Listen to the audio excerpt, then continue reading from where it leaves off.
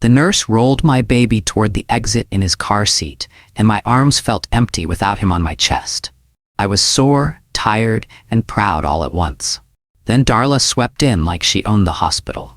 She had a clipboard, a bright smile, and that voice people used when they wanted to sound kind while doing harm.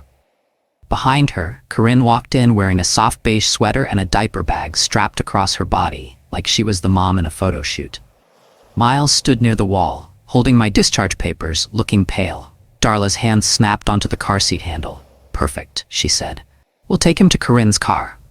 I stepped forward. "No." Darla didn't even glance at me.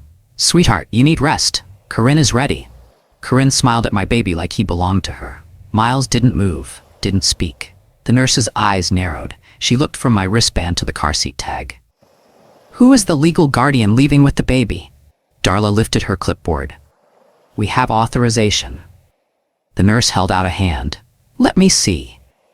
Darla presented a form like she'd rehearsed this all week. The nurse read it, then her face changed. She tapped the page and said, calm but sharp, "Ma'am, this form doesn't match the patient file." Darla laughed like the nurse had told a silly joke. "Oh honey, new mothers get confused, paperwork gets messy, you know how it is." Then she turned to me with a pitying look. "Paige is emotional right now." I clenched my hands to stop them from shaking. "I'm not confused," I said. Miles leaned close to my ear. His voice was small. "Please don't make this worse." Corinne adjusted the diaper bag strap and sighed, like I was delaying something important. The baby made a tiny sound in his car seat, and my heart jumped like it could run without me. The nurse scanned my bracelet again. "I need your ID, ma'am, and I need the father to confirm." Darla cut in fast. "He already did." "My son is right there," he signed. My stomach dropped. "Miles?" His eyes flicked away. He swallowed. He didn't deny it. The nurse's mouth tightened. "If there's a dispute, we involve security. That's the policy." Darla's smile stayed in place, but her eyes turned cold. "Security? Over a family helping?" The nurse stepped back and pressed a button on the wall. "Yes, over a baby." Darla's fingers tightened on the car seat handle and she said softly like a warning, "Don't embarrass us." The nurse looked straight at me. "Ma'am, do you feel safe right now?" I breathed in hard and said no. The nurse nodded once. "Then we need to involve security." 2 security guards arrived, and Darla changed shape in a second. Her shoulders slumped, her voice went shaky. "Oh, thank goodness," she said, acting relieved. "We were just trying to help. My poor daughter-in-law is overwhelmed." Miles stood behind Darla like he belonged there. Corinne kept one hand on the diaper bag and the other hovering near my baby's car seat, like she was ready to grab him if the chance opened. One guard asked, "What's going on?" The nurse spoke first. "There's a dispute about who is taking the infant home. A form was presented that doesn't match the file." Darla gasped. "That's impossible. We've been in constant contact with the staff all week." The nurse didn't blink. "That's part of the problem." She pulled me aside, just a step away, and lowered her voice. "She's been asking about custody procedures all week," she said, like specific steps. My skin went cold. "All week?" The nurse nodded. "Visitor logs, discharge rules, guardian forms." I looked at Miles. My voice came out steady even though my chest hurt. "Did you know she was here? Every day?" Miles stared at the floor. His silence answered for him. Darla lifted her chin and spoke to the guards, sweet and firm. "We're family. The father is here. Let's stop the drama." The guard looked at Miles. "Sir, are you the father?" Miles nodded. "And who is leaving with the baby?" Miles opened his mouth, then closed it. Darla's hand pressed his arm like a command. I whispered, loud enough for Miles to hear, "Say it. Say your baby is leaving with me." Miles's throat worked like he was choking on the truth. Before I met Miles, I was the kind of person who stayed quiet, so rooms stayed calm. When Darla first decided Corinne was the golden one, I watched how everyone bent around her. Corinne's opinions became rules. Corinne's mistakes became stress. My mistakes became proof I didn't belong. Darla used to pat my hand and say, "You're lucky, Paige. Not everyone gets a place in a family like ours." I kept smiling, kept swallowing, kept being easy. But in that hospital hallway, my baby's car seat was the center of the universe. And I realized my quiet had trained them too. It taught them I would step back. I didn't. I walked to the counter with the nurse and signed the discharge papers myself. Miles stood behind me. stiff and silent. Darla tried to lean in, but security blocked her with one arm. The nurse slipped a second copy of Darla's form into my folder when Darla wasn't looking. "Keep this," she murmured. I nodded like I understood, but my brain was spinning. Back in the elevator, I pulled the paper out and scanned it. It had an official-looking header and a name typed at the bottom in neat letters. A contact, a caseworker. I'd never seen the name before. My fingers tightened on the page. If Darla had already reached a caseworker, then this wasn't a tantrum. It was a plan. My phone buzzed. A text from Miles. "Please, just let Mom help." I stared at my baby's tiny face and thought, help doesn't feel like theft. Then I saw the caseworker's number and realized the next move wasn't mine, it was theirs. We got home and the house felt too quiet, like it was holding its breath. Miles carried my bag inside, but he didn't carry the baby. I did. My arms ached, but I held my son close like my bones were a lock. Darla called before I even sat down. Miles put her on speaker without asking me. "This isn't over," she said, calm as a judge. "You embarrassed Corinne. You embarrassed me." Corinne posted a photo online an hour later. It was a close shot of a baby blanket, my baby's blanket, with the caption, "Family is who shows up." Comments poured in like she was the hero. Miles rubbed his forehead. "Ignore it," he said. "She's just upset." I didn't argue. I didn't cry. I didn't yell. I went quiet in a way that made Miles glance at me twice. Later, when Miles finally went to shower, I noticed his overnight bag by the door. It looked heavier than it should. I opened it with careful hands. Inside was a folder, thick, organized, labeled in bold. Guardianship. My mouth went dry. I slid it out and set it on the table like it might bite me. My baby made a soft sound, and my heart broke and hardened at the same time. When I opened the folder, I didn't see one paper. I saw a whole story, printed messages, notes, a drafted petition. A typed statement that said, "Mother may be unstable." The words blurred for a second, then sharpened like a blade. The bathroom door clicked open. Miles stepped out, saw the folder in my hands, and froze. I looked up at him and asked, very calmly, "How long have you been planning this with them?" Miles's face went flat, like someone had turned off the lights inside him. He didn't answer right away. He just stared at the folder like it wasn't real. I opened it again and flipped through slowly. My postpartum notes were there, private pages from my nurse visits. A list of concerns typed in clean, professional language. It didn't sound like family. It sounded like a case file. I landed on a page with a signature line, Miles's signature. Not as a husband, as a supporting witness. Something in my chest went hollow. "You signed," I said. Miles swallowed. "Mom said it was just backup, in case you got overwhelmed." "Overwhelmed is normal," I said. "This is not." He tried to step closer. "Paige, please, don't do this right now." I didn't move. "How long?" His eyes flicked to the baby monitor. "It's complicated."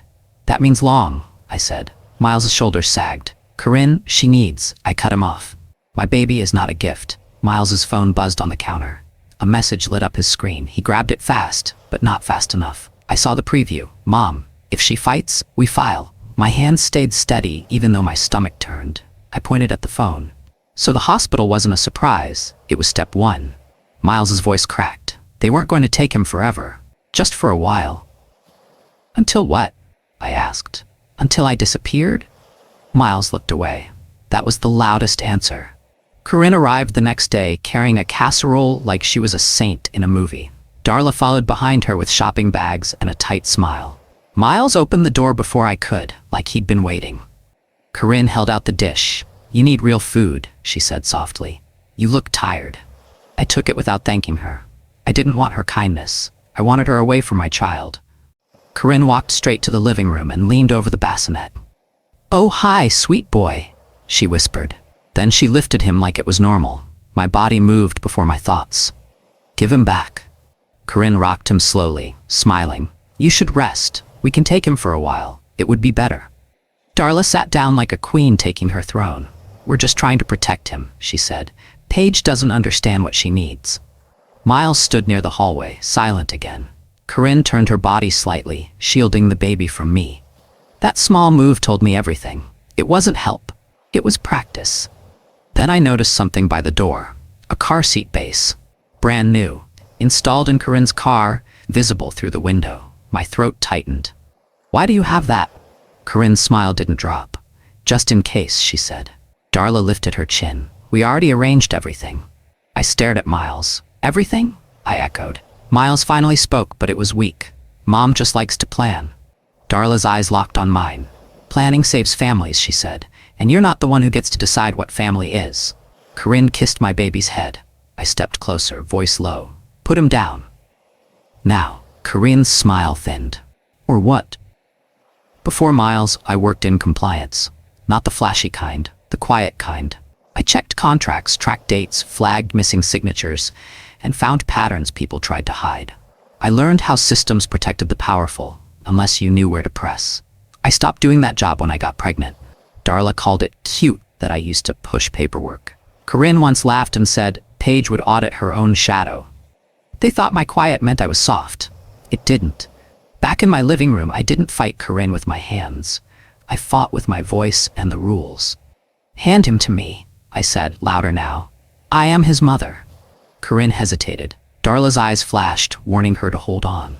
Miles finally stepped forward and took the baby from Corinne, then passed him to me like he was passing a fragile secret. I took him and walked to the nursery. Then I locked the door. My hands shook only after I was alone. I opened a notebook and wrote everything down, dates, times, words, who stood where, who touched what Darla said, what Miles did not say. That night an unknown number called. I almost ignored it. Then I answered. A woman's voice, careful and quiet. Hi Paige, I'm a nurse from the maternity floor. My heart stuttered. Is something wrong? She paused. You need to request your medical records immediately, and you need to do it in writing. My stomach dropped. Why? She whispered. Because someone already tried. The next morning, 2 officials knocked on my door. One wore a badge, the other carried a clipboard. My baby was asleep on my chest, and my whole body went tight. We're here for a wellness check, the woman said politely. A report was filed. Behind them, across the street, Darla's car sat parked like a watcher. Corinne stood near it with her arms folded. Miles appeared at my side. It's just concern, he said quickly. Mom's worried. I kept my face calm. What report? I asked. The man looked down at his paper. It says you refused to feed the baby, that you seemed unstable and confused, that you weren't safe to be alone. My blood burned, but my voice stayed steady. Who filed it? They didn't answer directly. They never did. They asked questions instead. Did I feel sad? Did I sleep? Did I have support? Did I ever feel like hurting myself? I answered simply, clearly. I didn't give them drama to write down. Then I asked, can I see the report name and number? The woman blinked. Excuse me? I want the reference number, I repeated, and the name of the person who submitted it. If you can't share the name, I want the department code. The man shifted, surprised. He glanced at Miles, like husbands usually helped. Miles said nothing. The woman finally wrote something on a card and handed it to me. This is the intake number, she said. I looked at it and nodded. Thank you. As they turned to leave, the woman paused at the step and said quietly, if you think someone is making false reports, you should talk to a lawyer. I watched them walk away. Across the street, Darla lifted one hand and waved like she'd won. I closed the door and whispered to my baby, not yet. I requested everything in writing. Medical records, visitor logs, notes from nurses, any mentions of guardian forms. I used calm words, polite words, formal words. I sent emails, not texts. I kept copies of every request. Miles watched me from the kitchen table, tense. Why are you doing all this? He asked. Because someone tried to rewrite my life, I said. At the hospital, the compliance office called me back. The officer sounded careful. Mrs. Rivera, my name is Paige, I corrected, clipped. Just Paige. He paused. Paige, we reviewed your request. There are irregularities. My grip tightened on the phone. Like what? Someone signed in repeatedly as a guardian, he said, using a title that doesn't apply. I remembered Darla's smile in the hallway, her clipboard, her confidence. Who signed in? I asked. He hesitated. I can't release names over the phone, but you can come in and file an incident report, and you can request the full visitor log. I pictured Darla's neat handwriting. Corinne's perfect outfit, Miles's silence. Yes, I said. I want a file. He lowered his voice. Also, there was an attempt to request records under your account. My mouth went dry. When? 2 days ago, he said. I stared at Miles across the room. His face went pale. The compliance officer asked, "Do you want to escalate this to hospital security and legal?"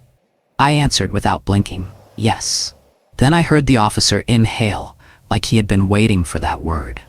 "All right," he said, "we'll open an investigation."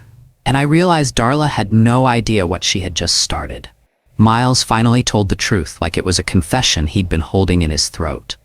"Mom controls the money," he said. "Not just some money, everything." We sat at the kitchen table. The baby slept in a bassinet beside me. Outside, the day looked normal, like families didn't collapse in bright sunlight. "There's a trust," Miles continued, "and the family business. If I make her angry, she cuts me off. She cuts us off." "I don't want her money," I said. Miles flinched. "It's not that simple." "It is," I said. "It's my baby." Miles rubbed his face. "She said Corinne deserves a child. She said you'd be fine. She said you'd get help." "You mean she said I'd break?" I replied. Miles's eyes filled, but his spine didn't. "If you just cooperate, she'll stop," he said. "Just let them take him sometimes. Let Corinne feel included. Sign the paper so Mom feels safe." I stared at him. "So your plan is to give my baby away in pieces?" "It's not like that," he whispered. I leaned forward. "You didn't sell me out once, Miles. You sold me out in every room where she raised her voice." He looked down. "I was trying to keep peace." "Peace for who?" I asked. The same question I asked at the door. "Because it wasn't peace for me." Miles's phone buzzed. He didn't pick it up, but the screen lit with Darla's name and a message. "We move forward tonight." I stood up slowly.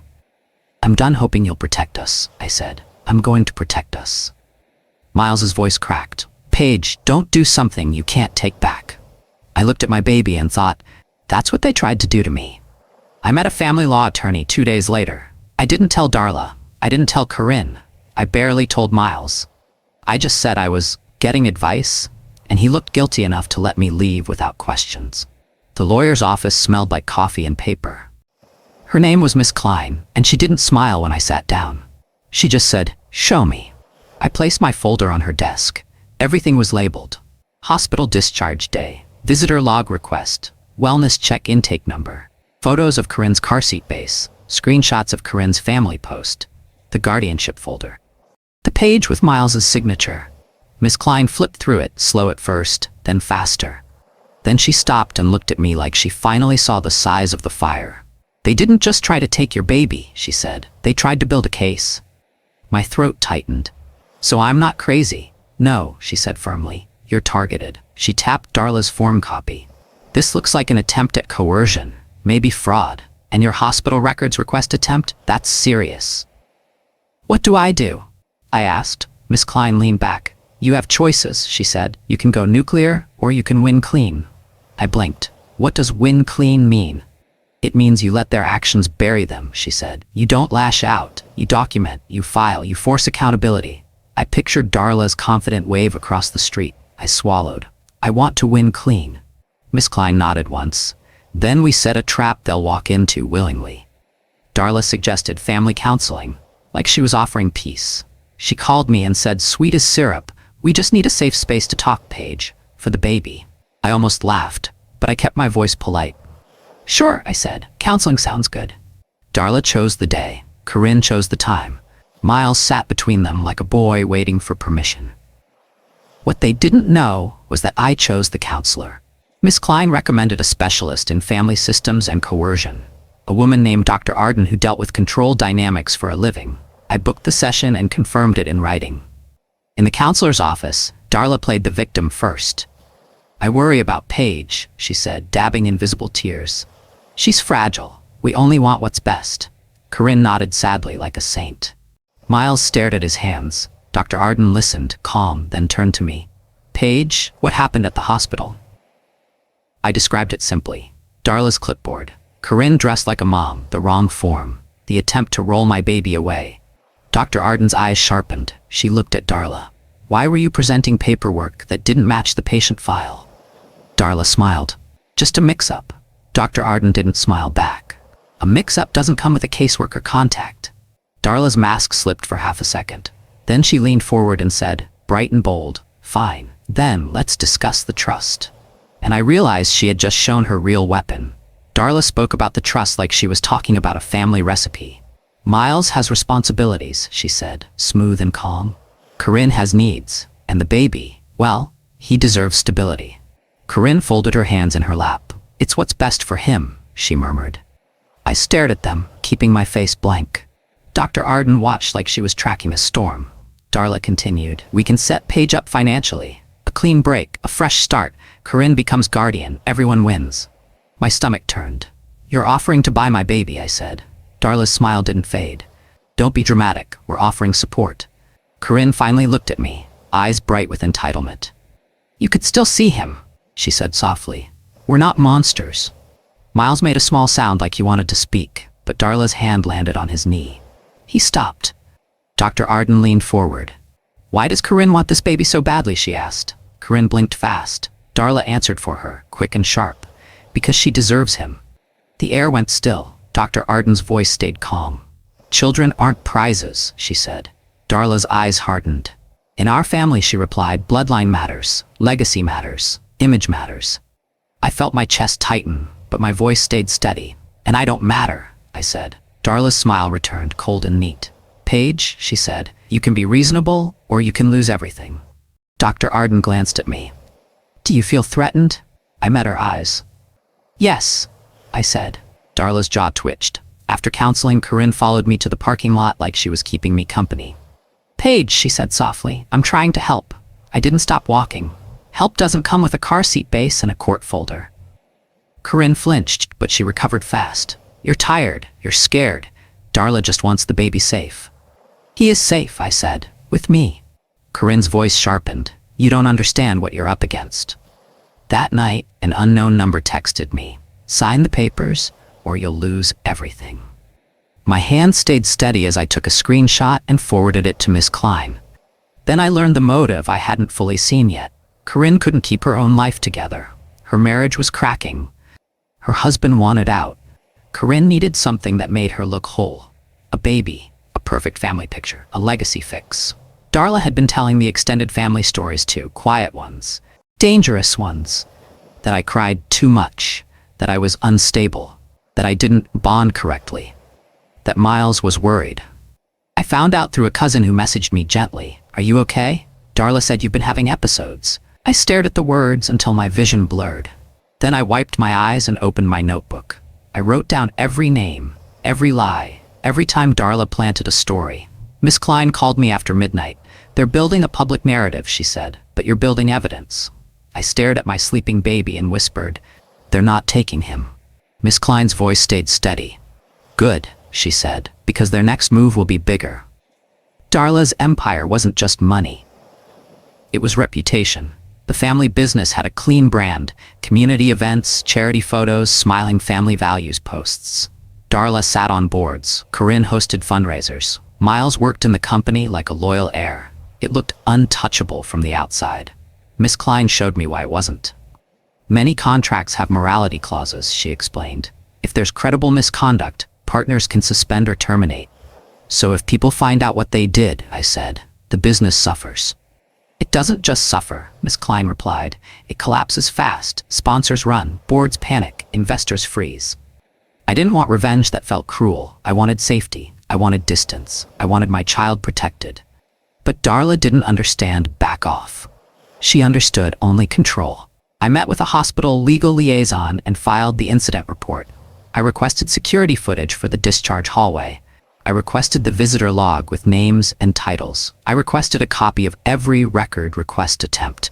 I did it the way compliance people did it. Clean, formal, impossible to ignore. The liaison looked uneasy. This is serious, he said. Yes, I answered. That week, Miss Klein found something else. Darla's business had a major partnership renewal coming up, a contract that depended on trust and family-friendly leadership. Miss Klein looked at me. If this comes out publicly, she said, it doesn't just ruin them, it destroys the brand. My stomach tightened. I don't want to blow up a company, I said. You may not have a choice, Miss Klein replied, because they're about to take you to court.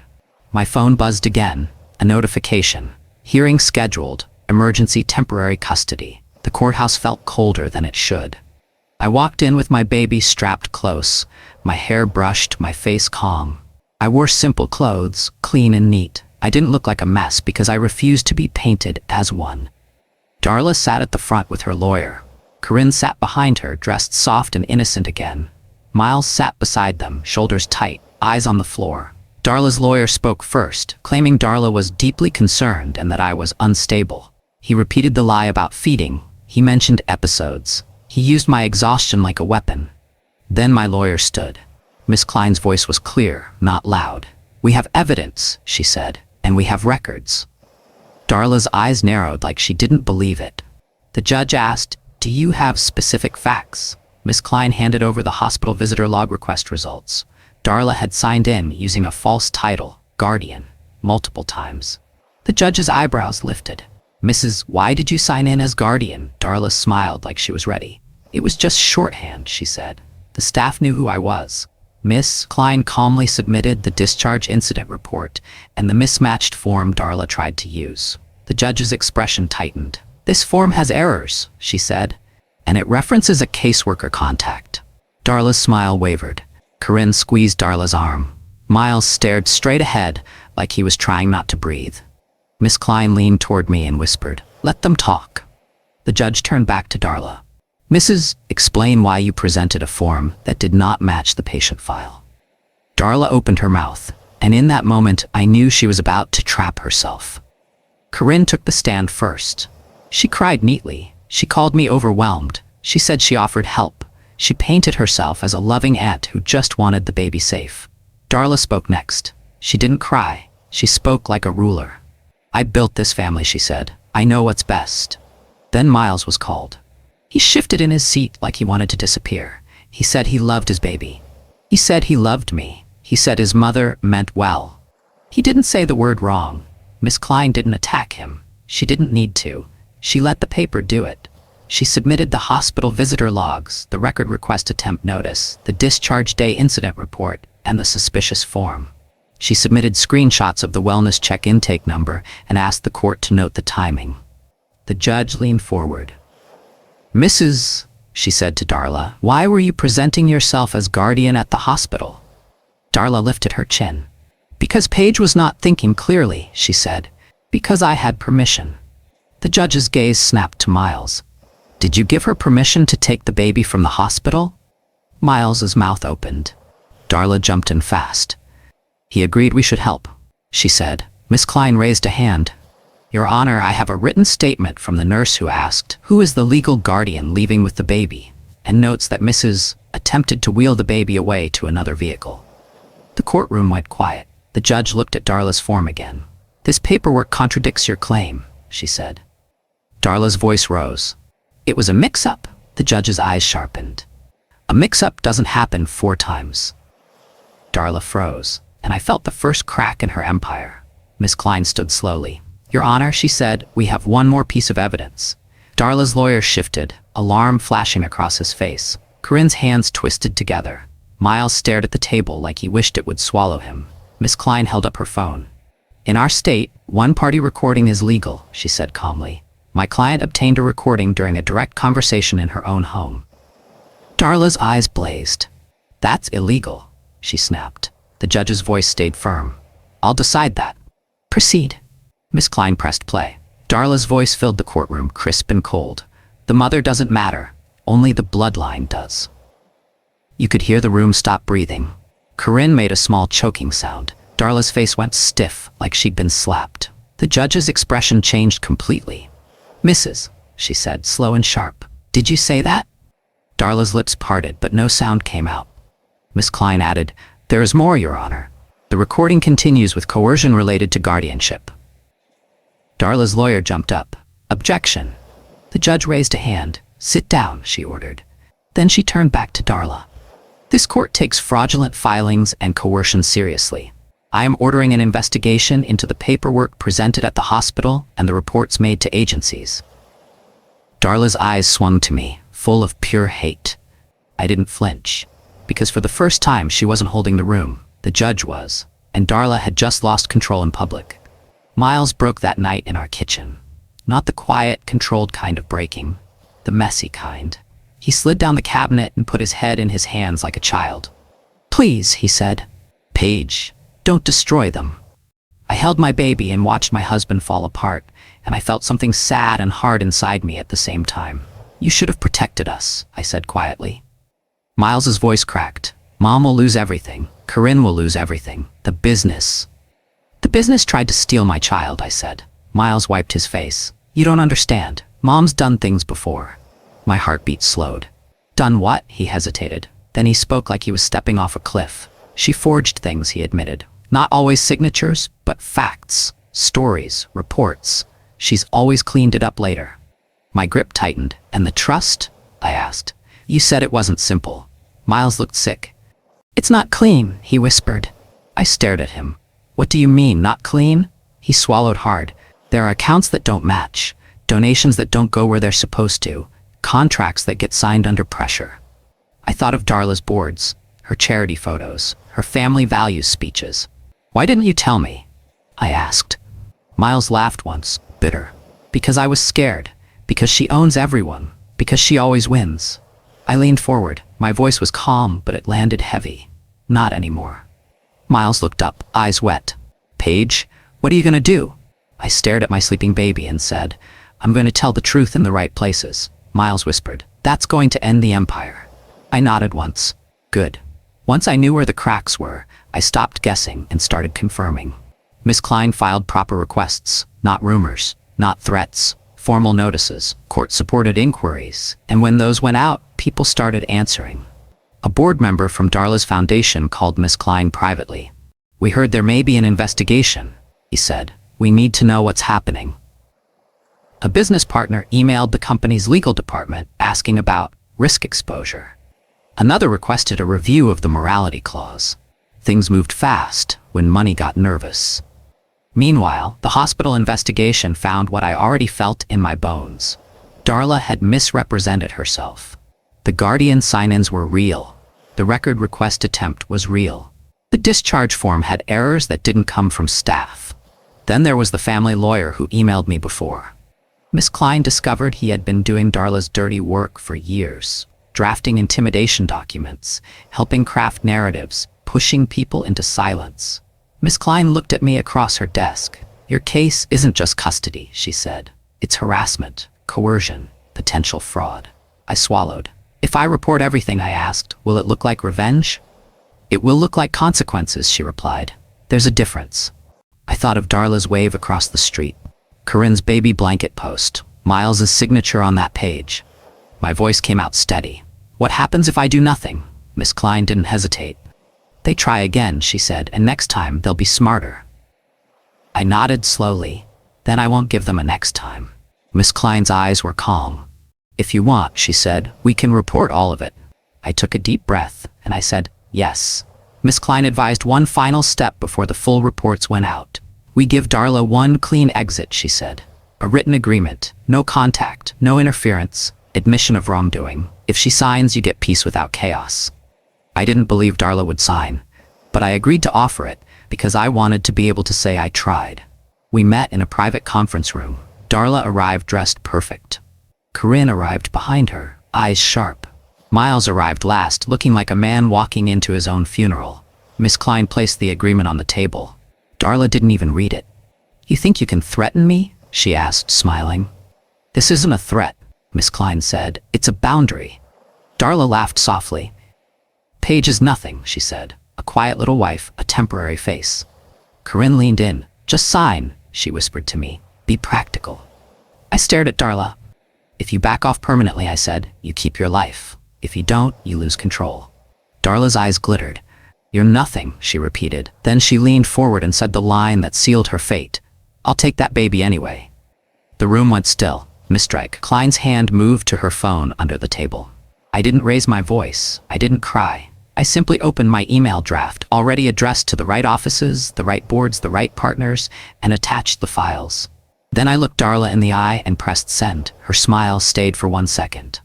Then her phone buzzed, and her face changed. The collapse started like a line of dominoes, quiet at first. A court notice, a hospital report, a formal inquiry. Then the calls began. Darla's foundation board scheduled an emergency meeting. The hospital issued its own statement to legal agencies about misrepresentation. Business partners requested contract reviews. One sponsor paused funding pending investigation. Darla's empire didn't fall with a loud explosion. It fell with doors closing. Corinne's husband filed for separation within days. He didn't want his name tied to a scandal. Corinne called him crying, but he walked away anyway. For the first time, Corinne wasn't the golden one. She was the co-schemer. Miles received an email from company leadership. Leave of absence required. Darla called me 20 times. I didn't answer. Then she showed up at my house. She didn't knock gently. She pounded the door like she wanted to break it down. I held my baby and stood behind the locked door, watching through the peephole. Darla screamed, "You ruined everything." Corinne stood behind her, eyes red, mascara smeared. "Please," she cried. "You don't understand what you did." I opened the door just enough to speak through the chain. My voice was calm. "I understand exactly," I said. Darla's face twisted. "You'll pay for this," she hissed. Then she held up her phone and shouted, loud enough for the neighbors to hear, "I'm calling the police. I'm calling everyone. You can't do this to us." I stared at her and said, "I didn't do this. You did." Darla's eyes went wild. "Give me my grandson." I answered softly, "He was never yours." And behind her, I saw a police car turning onto my street. Darla was served papers like a slap she couldn't dodge. Harassment, intimidation, attempted coercion. The court added restrictions. The hospital investigation report was forwarded to the proper agencies. Darla's business contract renewal was suspended pending review. Corinne lost her social shine overnight. Friends stopped commenting on her posts. People who used to praise her big heart now avoided her name. Her own husband's absence turned her into a headline nobody wanted. Miles got one clear choice from the court: testify truthfully, cooperate with the investigation, or lose access to his child. He came to me shaking. "I'll do whatever you want," he whispered. "Just don't take him from me." I stared at him. "I didn't try to take him from you," I said. "You tried to hand him away." Miles cried again. "Mom made me." "No. Not," I cut in, firm but not loud. "She pressured you. You chose the easy path. Miss Klein warned me he will try to save himself. Be ready." In court, Miles surprised everyone. He didn't defend Darla like he always had. He didn't defend me either. He told the truth, but only enough to protect his own future. He admitted the folder existed. He admitted Darla pushed him. He claimed he didn't understand the impact. The judge watched him carefully. "You understood enough to sign," she said. Miles flinched. Darla glared at him like he had betrayed her. Corinne stared at Miles like he had betrayed her too. And in that moment, I realized something cold and clear. Miles wasn't choosing a person. He was choosing survival. The final payoff didn't come from me yelling. It came from systems doing what they were built to do when evidence was placed in the right hands. Darla's foundation removed her from leadership until further notice. Sponsors backed away. The family business faced audits, reviews, and contract pauses.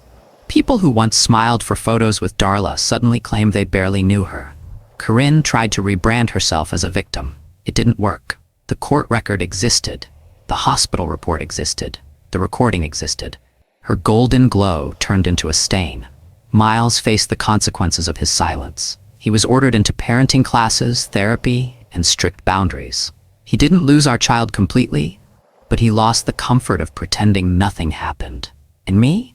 I stayed a quiet underdog on the outside. I didn't brag. I didn't post. I didn't threaten. I just stayed prepared. I changed the locks. I kept copies of every paper. I followed every court step. I held my baby and built a life where no one could snatch him like a purse. One afternoon, Darla tried to call again from a new number. I listened to her voice shake with rage and fear, and I hung up without speaking. Because power wasn't volume. Power was proof. That was the part Darla never understood until it was too late. She thought I was harmless because I was quiet. But quiet doesn't mean weak. It means I was watching. And when the time came, I didn't take her money. I took her leverage. She tried to take my baby, so I took her power.